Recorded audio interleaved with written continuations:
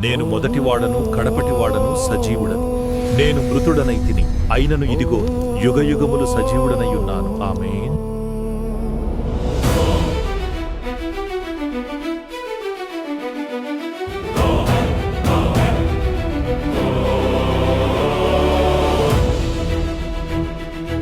ఏడు సువర్ణ దీపస్తంభముల మధ్యన మనుష కుమారుని పోలిన రూపును చూచితిని.